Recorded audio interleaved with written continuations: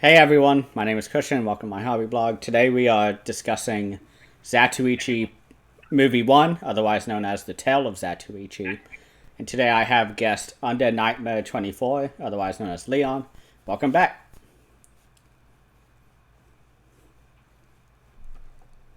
Thanks for having me there, Christian. And I'm really excited to get into this series of. I don't know if I could say the name right, but Zatoichi. Zatoichi. I probably slaughtered the name, but I'm really excited to get into this samurai series. Yeah, it's a very long one. It's 26 movies, but the Criterion did not release the final one, which gets under my skin a bit, but they're all really great movies. Yeah, just by watching the first film, I was already blown away by the film. That's the first film. Yeah, because it's funny because this movie really takes like its time a little bit because it's very similar to the 1950 samurai genre, like Kurosawa, Harakiri, Sword of Doom, uh, Musashi Miyamoto, which is where what's his name? Toshiro Mifune was in, who he's in a lot of Kurosawa films, but this movie is like a great culmination of like the whole genre. And then they were like, let's make 24 sequels in like 10 years, starring the same guy. Wow, that's a lot of sequels. But yeah, I'm fairly new to the samurai genre, but I did enjoy it, and I really only seen Lone Wolf and Cub. That's introduced me to this genre, and I really had a good time with that series. Yeah, so this is the first connection that I kind of hinted at in our text, is that this is the same director as the Lone Wolf and Cub movies, movie one, and he has worked on six of the Zatoichi films. So there'll be at least six movies that you may like that are in the same style as Lone Wolf and Cub. Nice.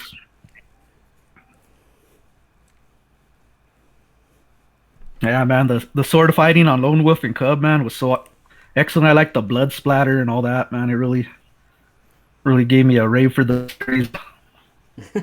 Well, that's really funny because in at least in the first movie of Zatoichi, it is black and white, and so there's really not much blood. That was one thing I laughed at the end fight scene, is that like you see the sword like barely hit the actors, and there's like no blood.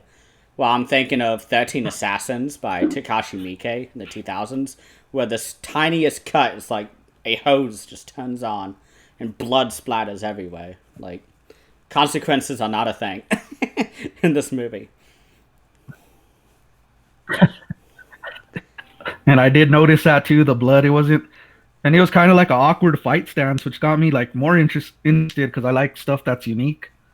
And like both of them when they're fighting towards the end, it's just one of the most awkward fight stands I've seen.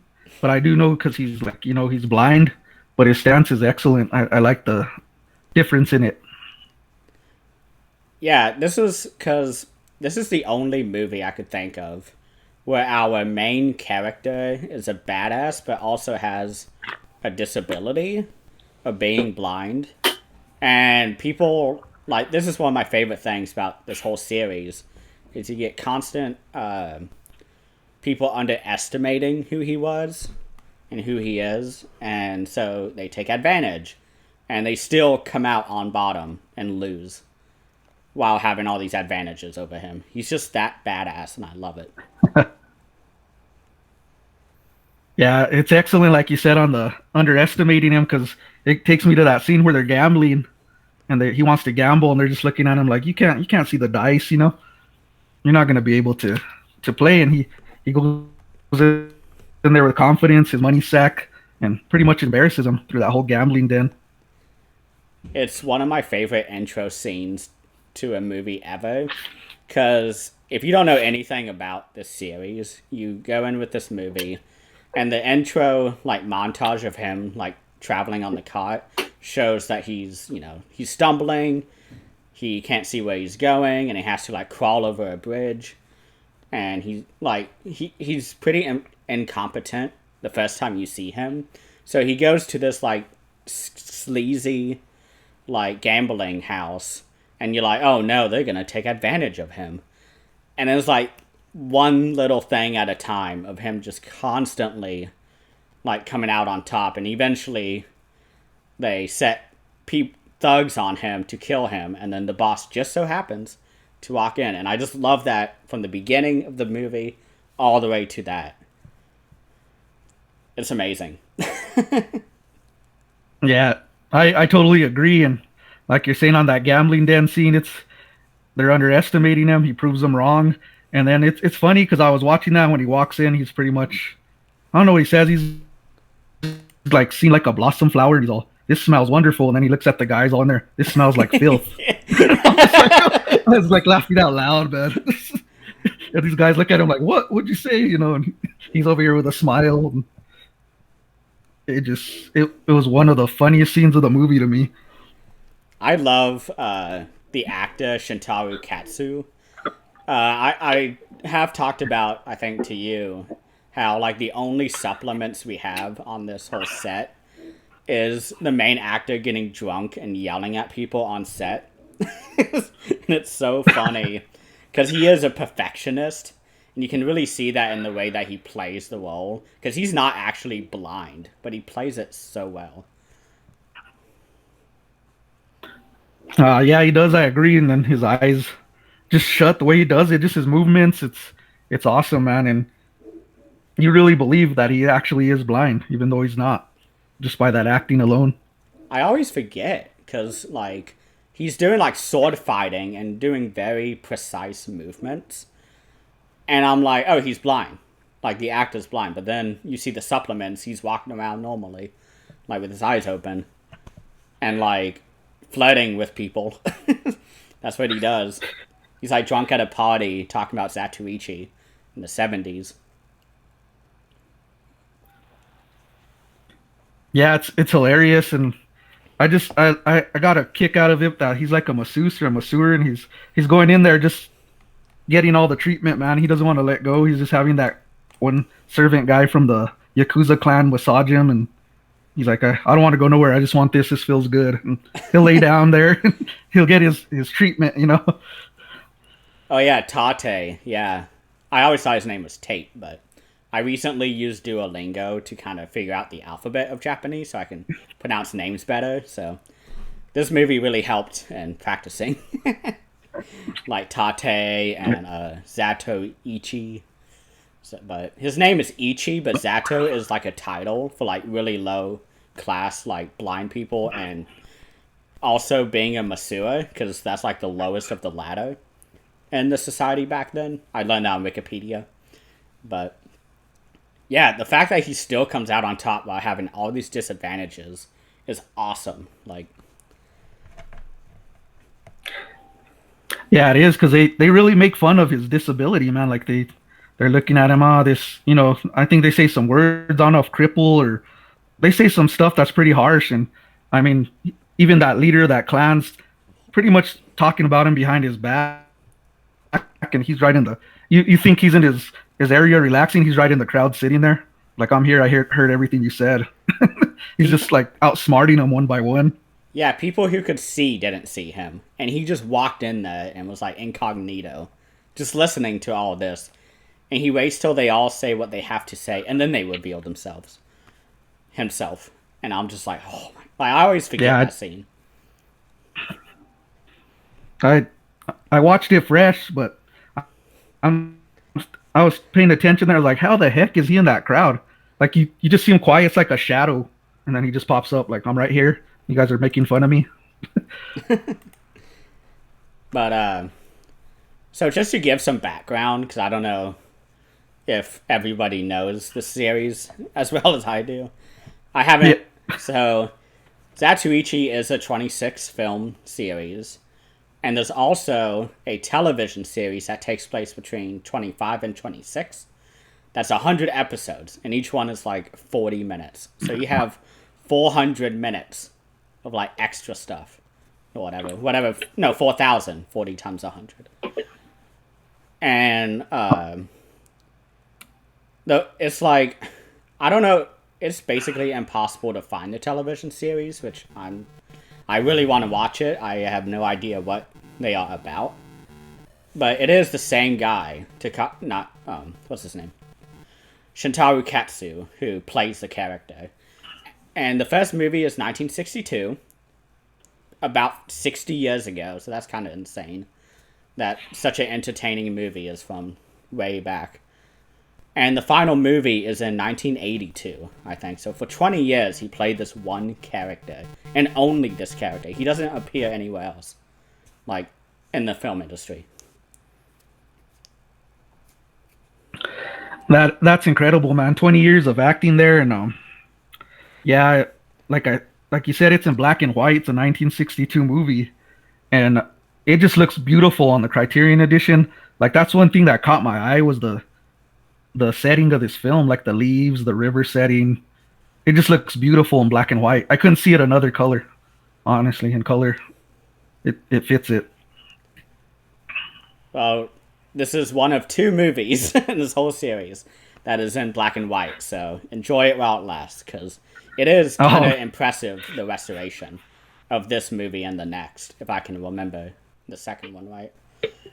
But this movie has been remade twice. One was in one you may have seen called Blind Fury with Rutger Hauer in 1990. And then the other one... I've seen that. Yeah, and the other one is Takeshi Kitano, who like I'm a big fan of. Haven't seen enough of his movies. He's like an action director. But he attempted to remake it and failed horribly. Nobody likes that movie. No one will even like mention it. And then, shockingly, Takashi Miike, who we all love, who did Audition, Ichi the Killer, all those movies, he did a stage play in 2008, which I did not know until I looked it up. So, I hope there's something there. I think there's a DVD. Oh wow! So you got Miike behind it. It's gotta be better than the other ones. Yeah, and I bet it's bloody. Yeah, yeah. I just love the landscape of the film in general. Just there's a scene on. It's like a fight scene, and you just see him stand off, and you kind of like see the leaf noises in the river just flowing in the back, and I'm like, wow, that just sounds incredible, man. It goes with the scene. I think so. I really like that scene. I think now that we have the context, we can just talk about what we love. Because this movie really sets the formula that the next 24 movies will take. There's like a couple here and there that really go outside the box. But for the most part, it is Zatoichi coming in to town, staying with an innkeeper. Innkeeper gets beat up by somebody.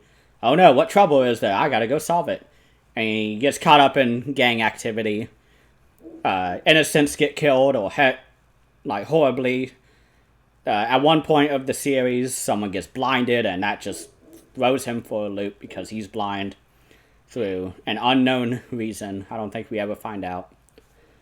But he solves the situation, he leaves town, and that's the formula. And there's a lot of gambling, so get used to it. Yeah, talking about those clans, you got like the war between them. I was like, I can't say the names, I'm bad at them, but Saragawa and the Ioka clan, they're the rivals, huh? That two gangs that he's pretty much caught up in the middle of. Yeah, it's very reminiscent of the Kurosawa film Yojimbo. It's almost exactly the same situation. Is that Zatoichi is not a samurai. He's just really good at fighting. But in the Yojimbo movie, also released by Criterion, I highly recommend it. It's a great release. Lone samurai walks into town, gets caught up between two gangs, has to solve it. Except the way that he does it, he just kills everyone. It's like, it's really easy for him because he's a badass, and it's Toshiro Mifune. He just kills everyone. I'm like, that's how he solves it. so it's more violent than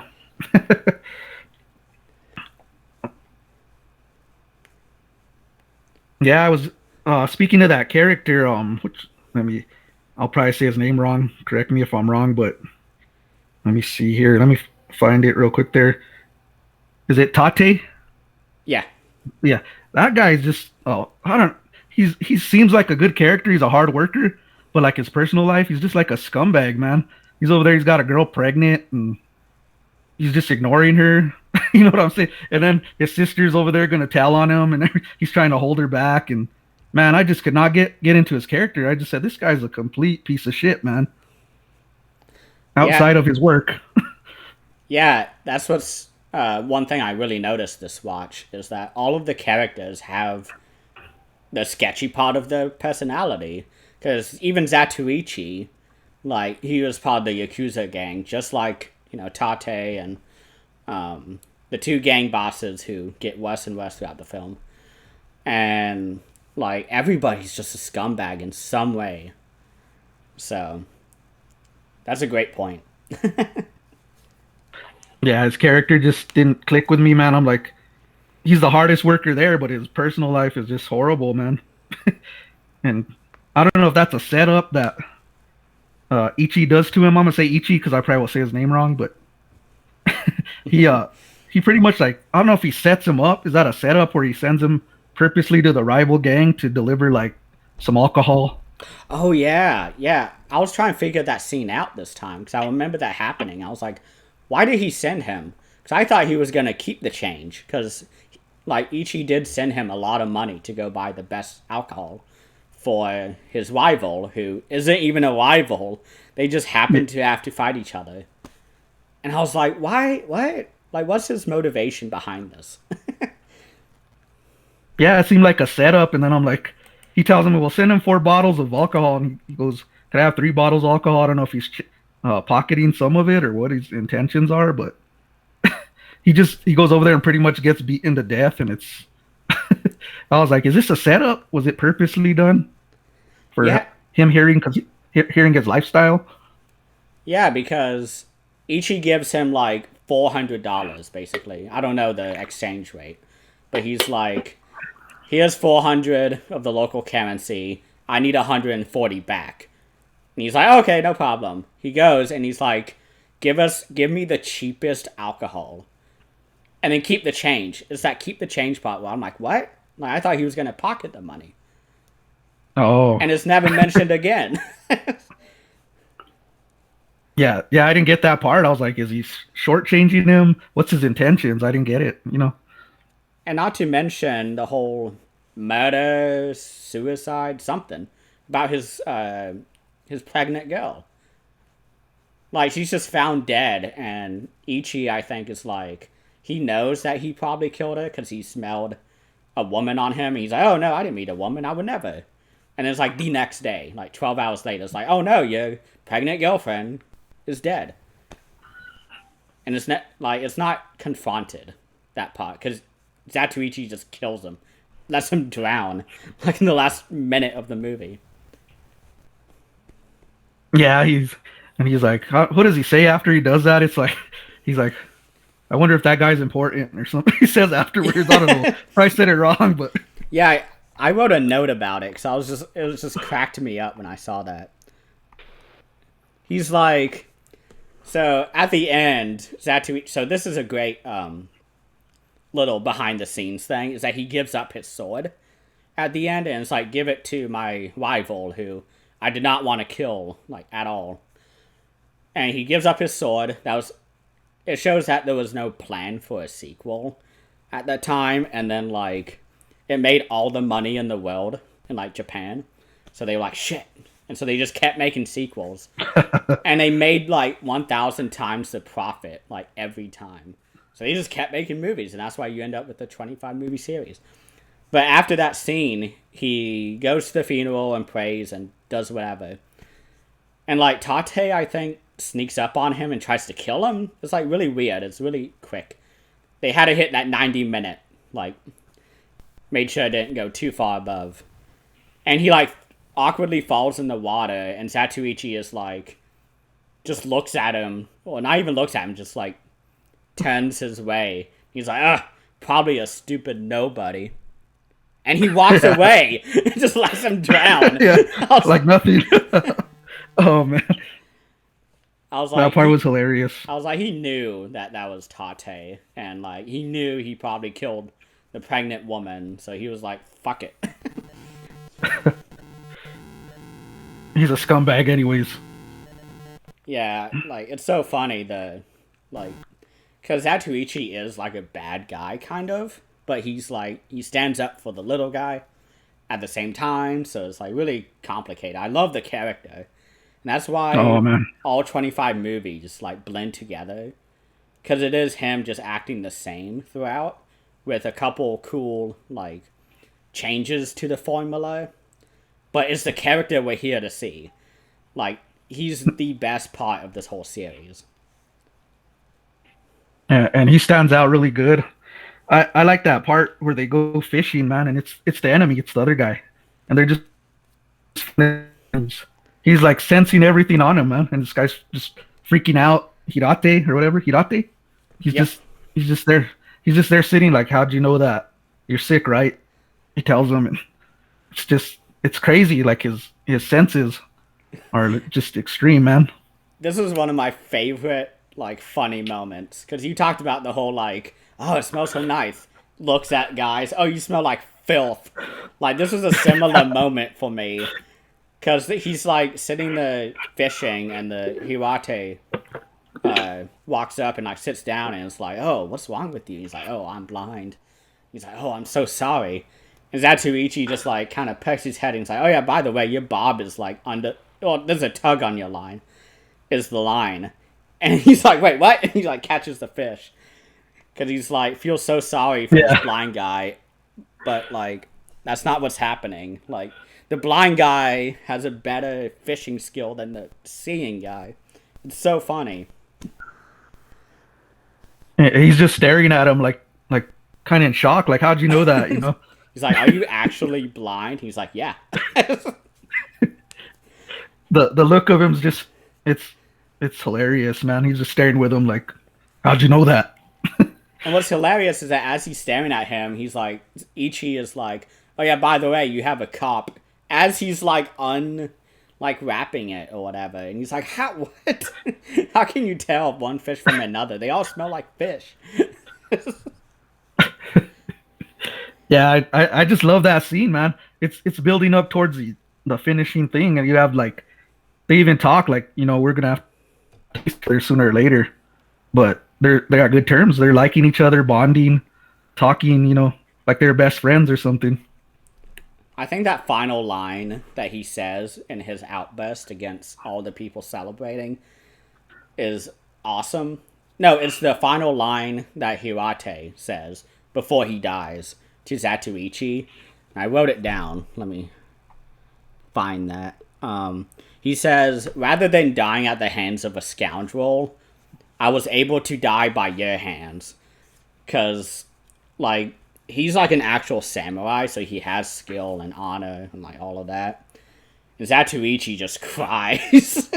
Because he's just like, oh, I just killed, like, a really good dude. Like, who was sick, and he should have just gone to like, a spring and, like, gotten healed. But instead, he was forced to battle him because they both didn't want to fight each other. They had respect for each other. So I love this movie. Like all these little things I didn't notice my first few watches.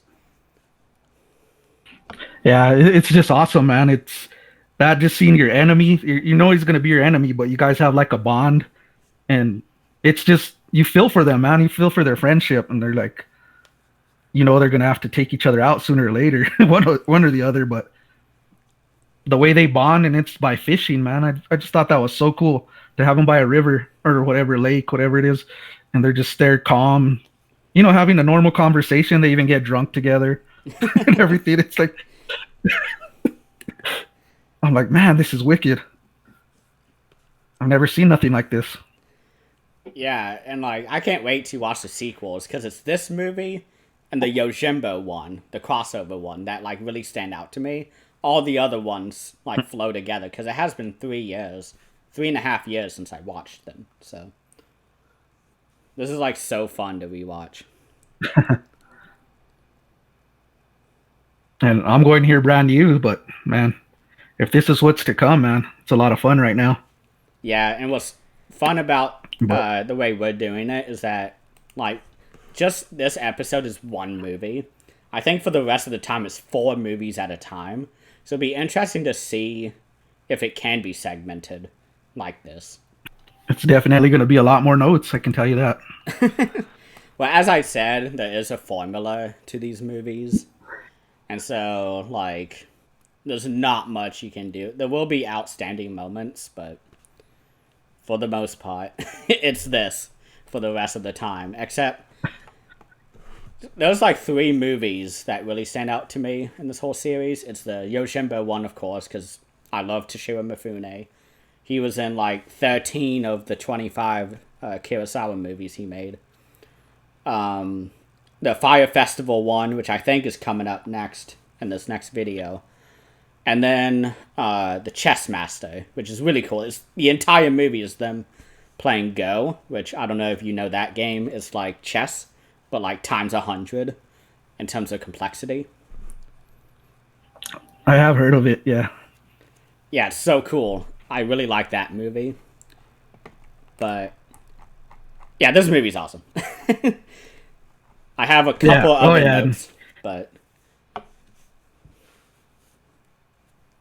yeah, go ahead, man.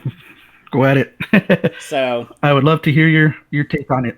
yeah, so his rival that he has to fight, that's played by Shigeru Imachi, who is not really in anything else, like, in his entire career, except for a 1960 horror film that I love called Shigoku, where he plays like a gangster who accidentally causes the death of like a family, like it's like husband, wife, and a daughter, I think, while he's out drinking and driving with his like gang.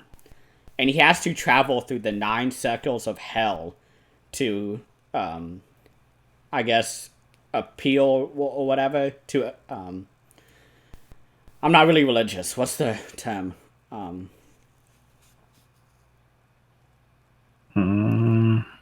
To kind of Same make here. up I don't to kind know of too make up much. for it or whatever, to like appease, I guess, like the crime of killing a family.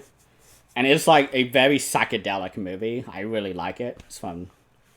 It was on Criterion on DVD. There's no Blu-ray of it. I'm still waiting for a Blu-ray of it. But he plays the main character. He's great in that. So I was happy to see him again. Didn't realize it was the same guy. And that's a common thing in this entire Zatoichi series. Is that the most random people show up. And yeah, it's just I couldn't see anybody else playing these guys like playing Ichi or I'll probably slaughter her name again, but Hirate. Yeah, you got it. I just I just couldn't see any other actors playing these guys. They like knock it out of the park and the look, everything. It just goes with the style of the film and also the great acting.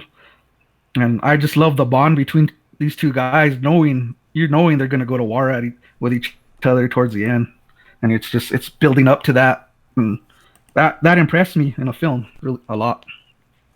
Yeah, and what's kind of amazing is I was reading, not really reading, but I was skimming the essays, and it was pointed out that this is like one of the only movies where Ichi has such a like explicit romantic like relationship with someone. I think her name is Itane, I think, or Okane or something. Utane, something like that. Yeah, Something like that. I should have noted it, but like he is so like committing to a relationship because there is like a weird but like background with that, and it is explored in a later film, so I don't want to spoil it. But like we get that first taste of him being unable to be in a romantic relationship, which is really interesting to me. Yeah, because she's like telling him, "I'll meet you at the end of this path at the end." So she's waiting there for him now, and he's just going up the mountain. He's over there going through branches and pretty much picking, make sure he doesn't roll down the hill. He's just trying to get away from her, and I'm like, wow, he really does not want to be in a relationship. He doesn't want that love story at the end, you know? Yeah, he has because I remember at the end there's that really awkward, because it is black and white and they're like in pitch black of night, and they like filmed it at night, and so it's like really bad lighting. I guess they forgot the lights that day. But he has this really powerful like monologue about like how he's like unable to do that. He doesn't want to have her like take care of him. He wants to be independent, all that. But it is kind of amazing. All these little nuances of his character. Yeah, he pretty much tells her, you don't want to live through a Yakuza's life. It's the worst thing you can do. He's pretty much talking to her like that. And if we have kids, make sure you never let them have the Yakuza life. Or I think he says, like, if you ever meet someone else and you have kids, don't let them into the life. Like, that's a death sentence. So he's already excluding himself then. Like, I'm not in this, There's no way it's happening between us. Yeah, because I remember he said that he was in a Yakuza gang in this film. So he immediately is like, I'm Lois a little low, and I'm also blind. Like, all this stuff. So. And she's like, I'll care for you. I'll walk you around. I'll do this. He's like, I wouldn't have that burden on you. He tells her something like that. He tells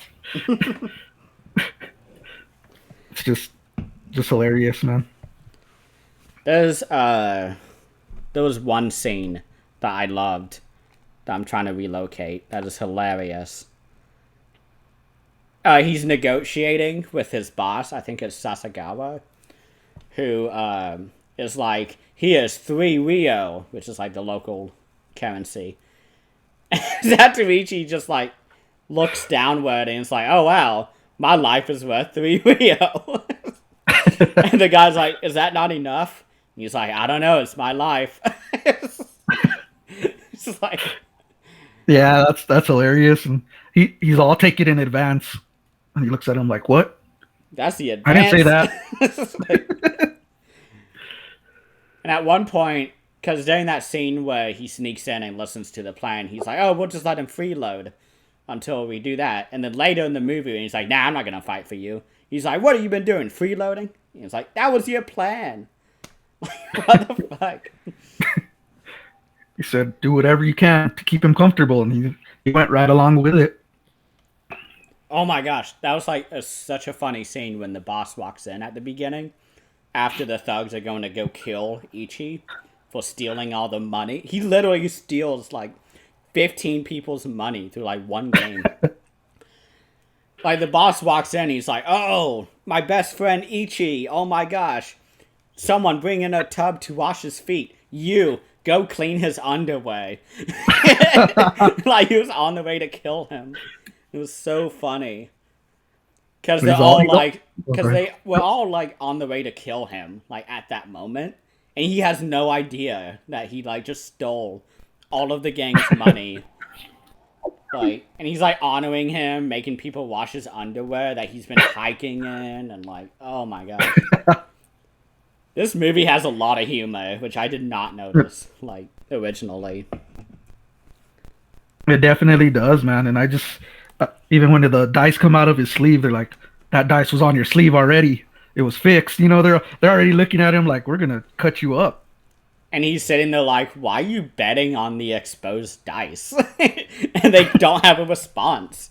Because that was kind of like them openly saying that they were cheating.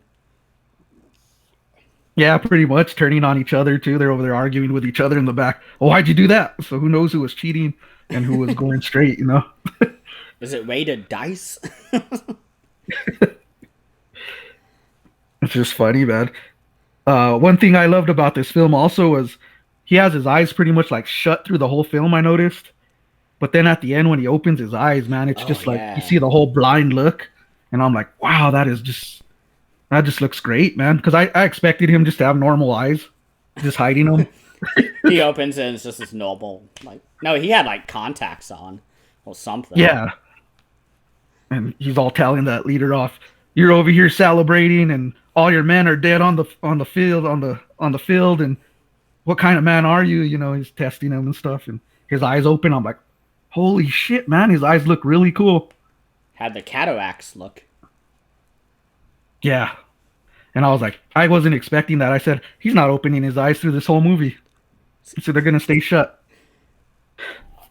And then he just opens them. I'm like, wow, that looks really cool, man. Yes, it makes his entire message like even more. Because like for blind people, I'm not blind, so I have no idea.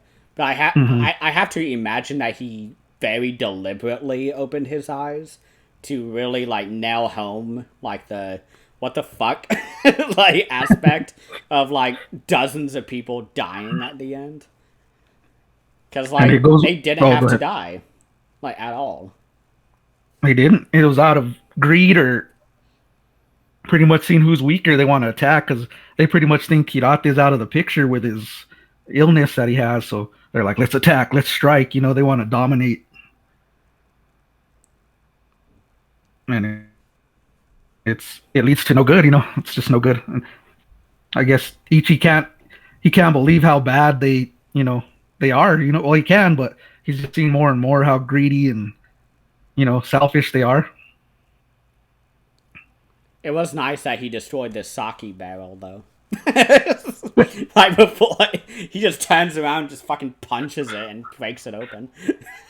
Slice, wow, slice. Oh, it was just like okay. I imagine him just punching it because he Well, was just so angry. I'm not sure. I'm just saying that it could have been just a punch. I don't know. It might have been like the butt of the sword. That probably makes more sense Yeah, than him just fucking yeeting it in the face. But like,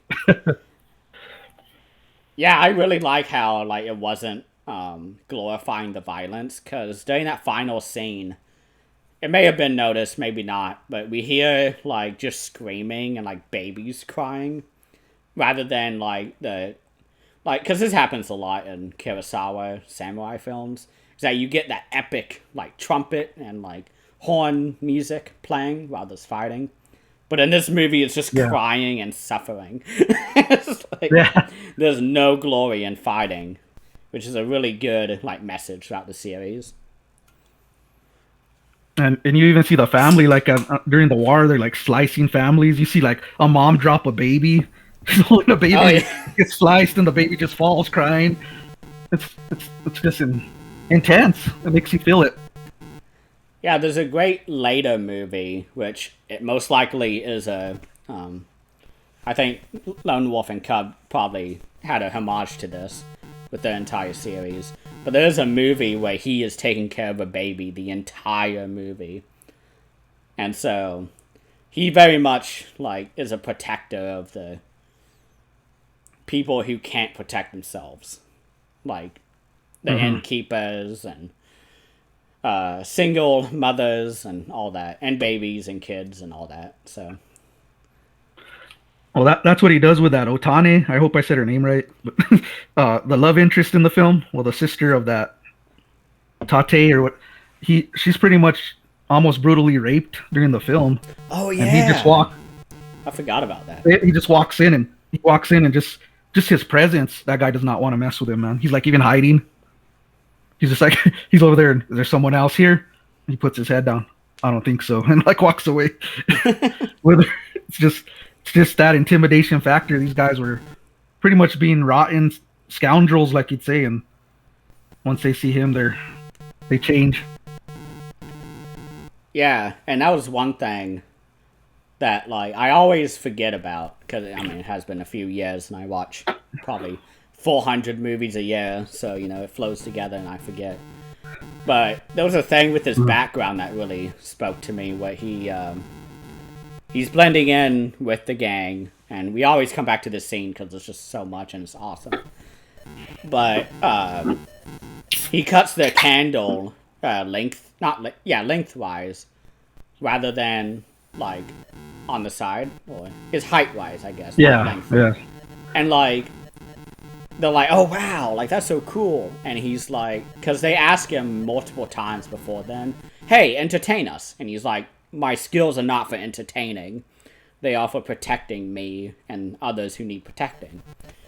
And there's a part at the end of his monologue, I guess right after he cuts it, where he says, like he worked hard for respect, and no matter how upset he became, he would never cry, and that he became a really good swordsman. I'm reading from my notes, this sounds truncated, mhm, but he became a really good swordsman to show that blind people are not to be looked down upon.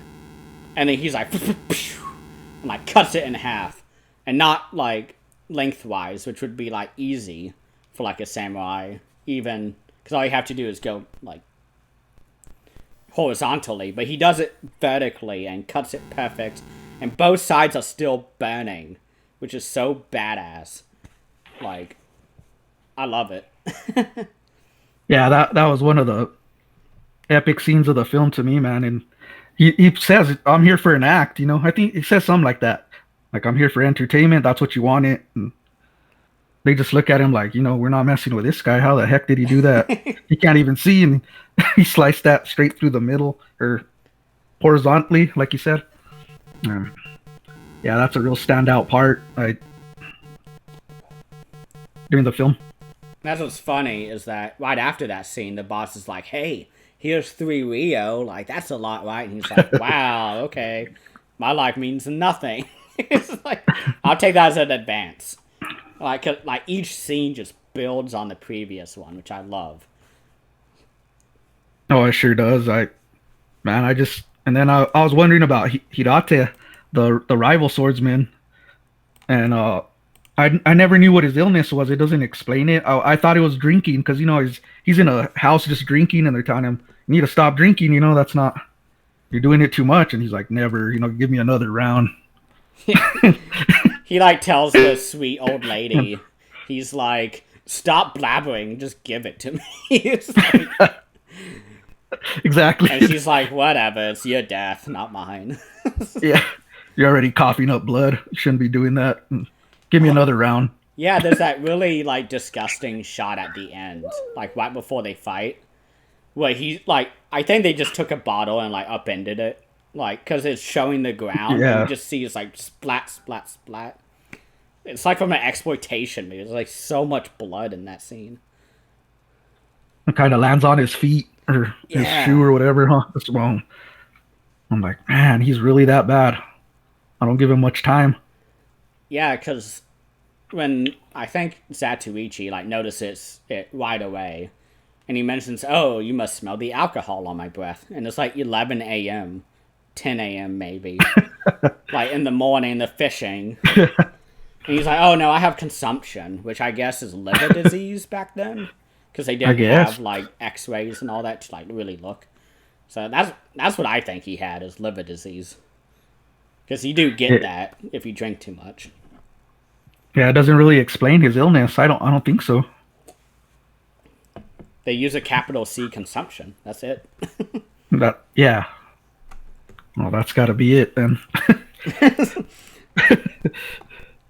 They had everything else ironed out really well. That was the one thing that I was like, "Can we get more?" Yeah. Get some more sake. Yeah. Tells him, deliver some sake. Yeah, he's just like chugging like a big bowl of it. Like, yeah, he's just like, it's a liter, a mug, giant mug.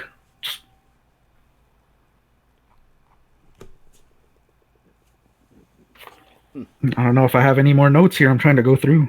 I'm also doing that. I was like sitting here like reading it, and I'm like, huh. Oh yeah, it's like that boss from the clan. Is it the Saragawa clan or something like that? I think when it's they're going to war. Saragawa. I'm probably way off on that, but he's when they're fighting, man. I just found him so cowardly when he goes and hides. He dresses up as Ichi and following runs him away. Yeah, and then he's like in a boat, and then he gets, I don't know if he got that rag from a lady or something, but he has it over his head like an old lady would wear. He's just running around trying to hide, and just real coward act. Yeah, because that was one thing I noticed on this one, is that he really looked like Ichi, but he was using it as a show of weakness to be ignored. When Ichi is actually really strong, so by dressing up that way, I was like, oh, he just made himself a target for his own gang. It's like, and ends up he's just on a boat, so I mean, it was fine. Yeah. Yeah, I was like, for being a leader, man, that's what you're gonna show to your army, running away. And then he celebrates at the end.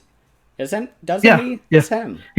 He's the first one celebrating. Like, We got him. We did and he this, did and then nothing. he did nothing. He cowered away. Meanwhile, Ichi is having like a mental breakdown from killing someone he respected, like Yeah. 5 feet away. He's like, they got what they deserve, and all this. He's going off, and that's when his eyes open. I said, I had enough of this guy's crap already. Yeah, and I'm trying to think what else. But there's that famous final shot that is in every single movie. I can guarantee that. It is very reminiscent of the 30s and 40s Wild West movies, the cowboy movies, where our lone wolf, Lone Ranger, walks away to the distance on the trail, on the old dusty trail. So that's every movie. So No, this, yeah. and this is what I was kind of debating on mentioning, because it's been a while and I haven't been able to find it. Is that the company that made this movie, Daiei, I believe, Studios, they made a lot of movies. They were on the brink of bankruptcy, like the entirety of this Wow. series. And this series alone kept it afloat.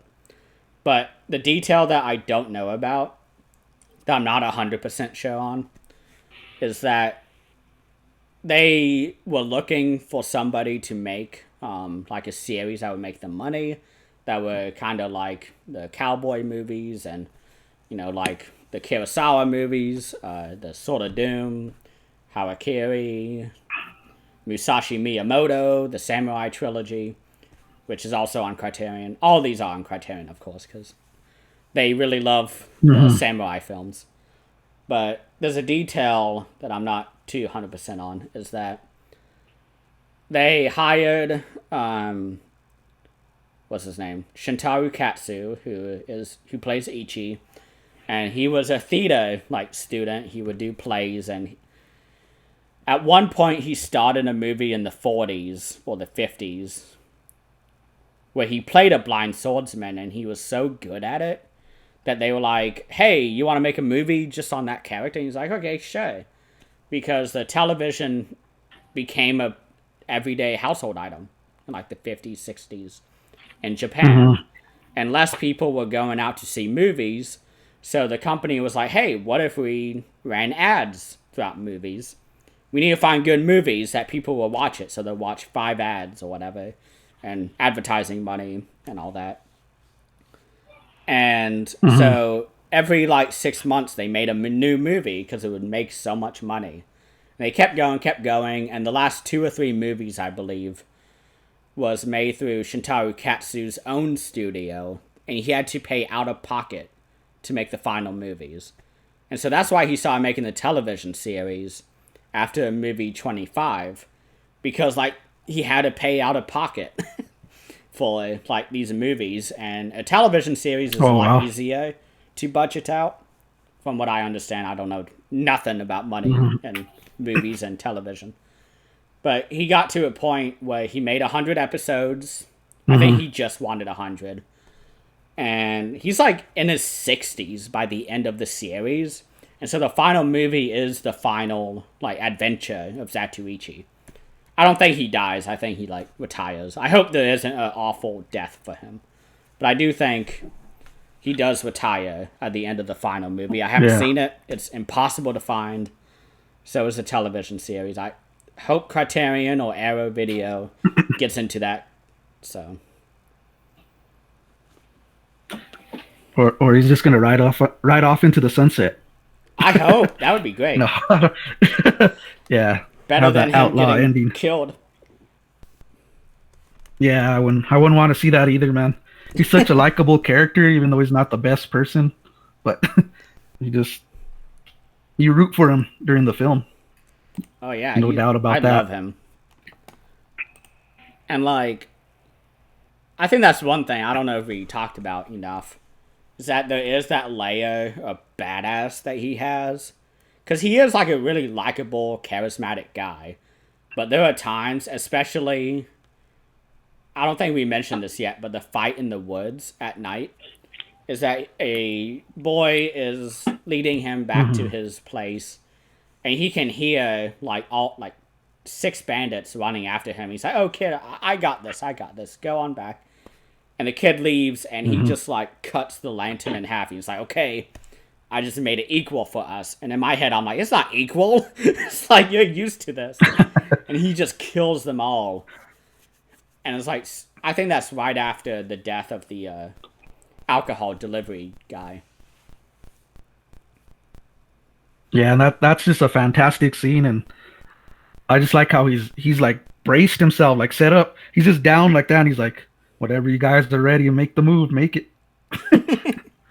And He he's is like so pretty much badass. warning him, once that move's made, you guys are diced up, diced, man. I'm trying to But that think. boy, pointing out that boy character, that that's a good character. I like when he how he delivers messages from both rival swordsmen. He'll go to that one, to Hirate, then back to Ichi, and he sends them with respect. You know, they respect that boy. I think Hirate at one point is like, "Here's my sword," or something, or Ichi gives him the sword. And it's like, "Please bury this in like a respectable temple. Here's all the money you can have. Just make sure it happens." Like, and that's a great detail, which I mentioned already, but just to put emphasis on it, they had no idea it was gonna make this much money, like, and be this successful. This successful because the main actor is awesome. The character is awesome. He, fights against the odds, Oh yeah. like despite being disadvantaged, like all this stuff. And so it really resonates, like I think, with everybody who hmm watches this. It's just it's pretty entertaining how he could read people. He's always like steps ahead of everyone. They think they got him, but then he's like, I wouldn't say if he'll trick them, but he has a certain charm to him where he outwits and outsmarts everyone around him, and I really like that. He doesn't only use his swordsman; he uses his brain actually to outsmart half these guys that are there, both clans. And I think that's what Hirate senses from him. This guy is no slouch. You know, he may be blind, but this guy is sharp as a razor, man. You got to watch out your every step when you're around this guy, and I think that's what he respects about him, or fear at the same time. I don't know. I, because there's that point of the movie, which I don't know if we mentioned, is that right before the final fight, they both back out of the fight. They don't want to fight each other at all, but they're forced to because hmm I guess Sasagawa, because Ioka is what Ichi is part of. Sasagawa was Hirate. And they're like, "Hey, we have a rifle. hmm Like, we're gonna just shoot Zatoichi in the face." And he's like, "No." hmm He's like, "That's so dishonorable. Don't do that." "Fine, I'll go fight." So Ichi doesn't have a dishonorable death. Like, and I love that. Like, because it's not like, "Oh, it's the end of the movie. hmm Look, our character brings out the script. It's like, oh shit, we're at the end of the movie. We gotta go fight now." Like, there's a reason that they fight. Like, it's so awesome. I love that. And he explains that when they're fishing, he's like, "I know we're gonna meet up. It's gonna be a final showdown between me and you." He's all, "But I want to get to know the guy I'm gonna be fighting. I want to bond with him, get drunk, drink sake, pretty much Yeah, fish, and they become good friends, man. Like it's unique. You never see an enemy in a well, I don't know if two enemies bond like that, which I thought was really great. yeah, and that was one thing because I think they thought that they were like the connecting tissue of the war between the two gangs because they both do back out. They both say, "No, go fuck yourselves," to the two gang bosses. They're like, "Fine." And then one of them brings out a gun. I think Ichi comes because he's like, "I'm gonna like I'm gonna see this guy one last time." I can't remember like exactly why Ichi went back, Mhm, but I do know it was an honor like focus thing. But like mhm. by the action of them backing out of the fight, they were forced back into the fight, which is like really interesting. Like, Yeah, you know it's coming. You just know it's coming. They're gonna have a showdown.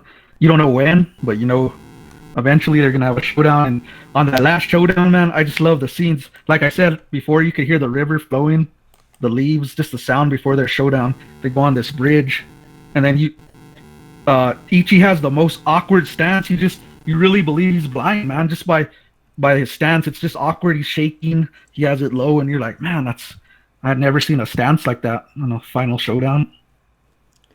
Yeah, usually it's like way more badass, but I think it speaks to the actor's, I guess, acting ability, and that he was able to play a blind person really well. And there's a behind the scenes little documentary where he's drunk and yelling at people, but there's a part where he isn't, where he's where they're filming one of the television episodes, like the final one, I think. Because I mean, it is released by Criterion. It's 2013, I think they released that edition. So it was many years later, but there's a part where it's behind the scenes and he keeps yelling at the mirror guy and doing the lighting because it's like, we want a cloudy day, but it's also like super bright. And like, he just switches back and forth between blind Zatoichi and then just himself when he's yelling at people. And it's like so seamless. Like by the time that he was doing these final episodes, it was just like a switch. Just like from the character to himself. And that was like so impressive to me. Yeah, it's that acting's one of a kind, man. And talking about his weapon, that cane he carries, that's a knife, like a sword. Like it's so like it could trick so many enemies. Like it just looks like a regular cane, just walking, and then all of a sudden the blade comes out. And I think there's a scene there where he's actually walking, and one of the guys recognizes him from the clan. He's like, "This ain't no normal blind man. Look at that. That cane turns into a sword. This guy is deadly. We're gonna have to keep an eye on him." And that guy just recognized right away, just right from the weaponry. You know, we got to be cautious with this guy. You know, he's not what he's claiming to be. Yeah, because I forgot about that scene because I was trying to remember when that happened, but only one person notices it. Yeah, one of the clansmen. I don't know which one, but he's just like, look at that cane. That's not a regular cane. It has a blade in it. Yeah, and like, it's so funny that out of the dozens of people we see in the gang, nobody notices except a random dude who like just sees it like on accident. So that just He's speaks. drinking sake. Yeah, that that just speaks more to the fact that nobody pays attention to Zatoichi because blind guy, who cares? He's no danger to us. In reality, he kills like a really good samurai who is also dying of consumption, liver disease, I assume. But like even then, he kills a Yeah. bunch of dudes. And later in the series, you'll see some pretty bloody fights. I think, if I can remember right, once they are not under the censor's control. Yeah. But this this tale right here is the one that just it'll always stay in my mind because it's the first film I saw, and like I don't know, I'll always remember this one. Even though we go on through sequels, I don't think I'll get this one out of my head because it's like the origin story, and I'm used to staying to origin stories. So I pretty much think this one will stay in my head, like I said. There is a movie that is all about his origin, which is interesting. I can't remember which one it is, but I think it is in the next part. Yeah. But is there any other notes we want to do before the ending? So uh, I'm also asking that so I can look through my own notes and see. yeah, yeah. I'm pretty much. I think I've talked about everything I have on my paper. Mm.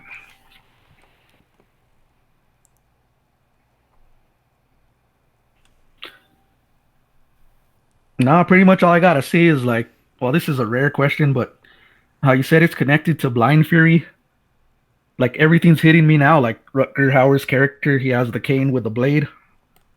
So that was pretty much like inspired by this film, or how'd that work?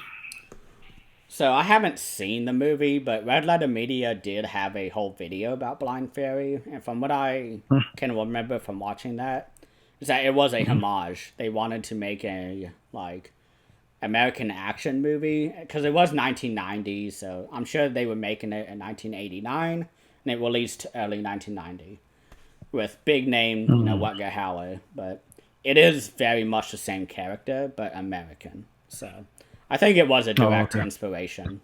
They just changed the name Blind Fury because that is the most 80s titled movie ever. Yeah, So it is.